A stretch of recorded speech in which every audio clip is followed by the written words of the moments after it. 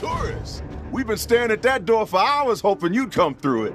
Damn good to see you. Hey. What's the matter? The priest put you in a bad mood? He can be a pushy son of a bitch. Sounds familiar. Can it, Dez? What did Father Carter have to say? Too much? That dude likes flapping his gums. Bottom line, he's down with the concept. He did have a few stipulations. He gave me a letter to give to you. That son of a bitch. All right, put it in the drawer.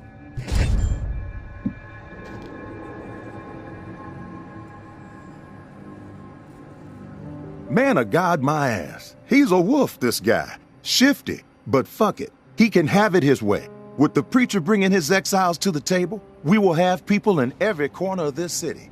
There's a whole lot of demand out there, tourists. And everybody in NOLA's gonna know that the Pond King always delivers. It doesn't sound as cool as you think. Keep quiet, Dez. I'm doing business with the tourists. You'll get your cut once the goods start flowing through here from our exile friends. With everybody still dazed from the shitstorm in Old Town and the reserve fiasco, this trade network is the perfect plan at the perfect time. Supplies have never been harder to come by. Everybody's got Old Town on the brain. Yeah, well, it was a fucked up situation. Some lunatic has figured out how to keep the bells ringing for days. What's the point of that? Slaughtering a bunch of innocent people, then making it nearly impossible to ever set foot in that stretch of NOLA ever again. Chaos like that ain't just bad for business, it's bad for living.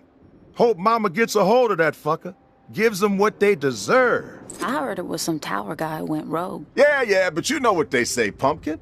Truth travels slowly. Rumors have wings. You're like the only one alive who says stuff like that. Cut the shit, Dez. I mean it.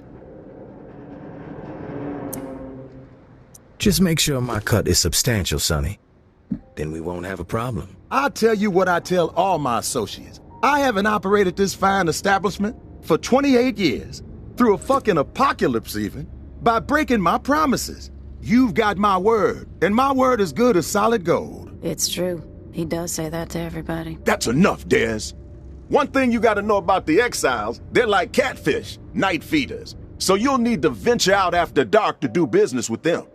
Work that UV flashlight to find where they've set up shop. It's a whole different ballgame at night. But the exiles say it's the best time to scavenge. Less competition, lots more loot. Thanks for the tip, Pawn King. You know I got your back, tourist. Listen, while you're here, I got a favor to ask you. It would help the trade network out a whole lot. Our old friend Henri, he had stuff hidden all over this town. He was like a fucking squirrel, couple of nuts here, couple of nuts there. Most of it I could care less. But he and I were in the middle of a deal for one of those stashes, and then he got himself dead. I happen to know where he hid it. You can keep whatever else you find, but the batteries, those belong to me. You expect me to risk my ass for 9 votes? It may seem trivial to you, I know, but the whole trade network relies on batteries to keep in touch. I know more than a few exiles who would gladly exchange their firstborn for one damn 9 vote. Better be worth it, Sonny. My patience has limits. Believe me, I have no intention of testing it.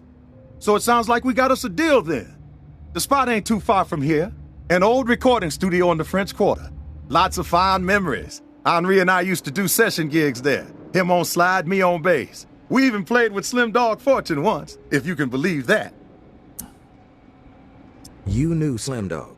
I most certainly did. Not like Henri. Those two played together for years. But I spent enough time with the legend to know how special his talent was. Back in the day, after Slim Dog met his maker, Henri would always be boasting about how Slim Dog told him he was the best slide player he'd ever seen. Even better than Slim Dog himself. Ha! Oh man, I miss that fool Henri. And he could play, there is truth to that. But better than Slim Dog? Come on now. The cat who owned the recording studio was a lunatic, Martinique the Martian Driscoll. He was a bit on the paranoid side, thinking everyone was out to steal from him. Didn't trust us musician types as far as he could throw us out the front door. He was always switching the door code, sometimes every other day. Where do I find the code? The Martian was something of a ladies' man, had a dalliance with a different lady every week. So he set himself up with a private suite at the Hotel Eclair. Every time he changed the door code to the studio, he'd leave it there for whoever he had coming around. You find room 212, you find the code. Room 212. Got it. One last thing. We're not going to be keeping regular business hours from here on out. Security reasons. I'm sure you get it. We'll shout out on the radio when the doors are open, so stay tuned in. Good luck to you, tourists.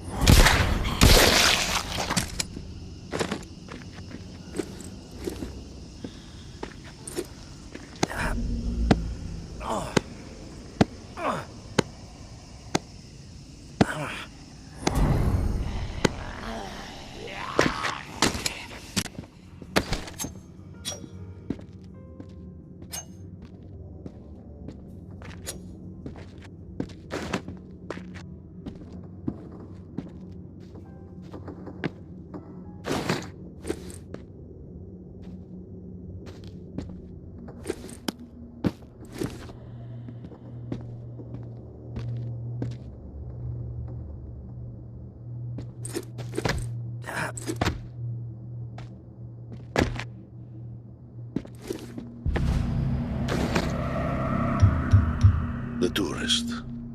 In the flesh. Who the fuck are you? I am Garrick. Figured I'd run into you at some point. Yes. And here we are. You're not as I expected. Is that right? What did you expect? A human wrecking ball. I'd go with force of nature. But that might be overdoing it. No one told me you had a sense of humor. So you've heard a lot about me, but I don't know anything about you. I persuaded the Pawn King to set this up. I suspected you wouldn't meet with me otherwise. You knew my wife, May. And I need to speak with you about her. I knew May. I appreciate your honesty. Most people will lie when they find themselves cornered. Perhaps you have heard the tales about me. That I am mad, a cannibal. The tower convinced May I was executed for my supposed crimes. A burning pile of lies. The perpetrators, all of them, will pay. And their numbers are dwindling. Rapidly. You were the last to see May alive. You know her fate. I don't know what happened to her. But you do. You were there. You saw what happened!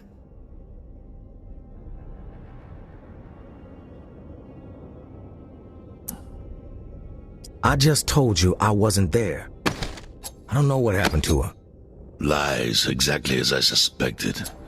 But the truth no longer matters. My decision has been made. You will face retribution. Shit happens to people all the time. Innocent people. It's not fair, but it's the fucked up world we live in. I'm grateful we had the chance to speak, tourist. To put a face to a name. Our paths will cross again. That shiver you feel will be my breath on your neck. That knot in your stomach, my footsteps drawing near. That screaming nightmare, the sound of my voice. You will know the dread you have wrought upon my family. And then, when I have seen enough of your suffering, you will face the truth of your depravity. For now, I will let you live.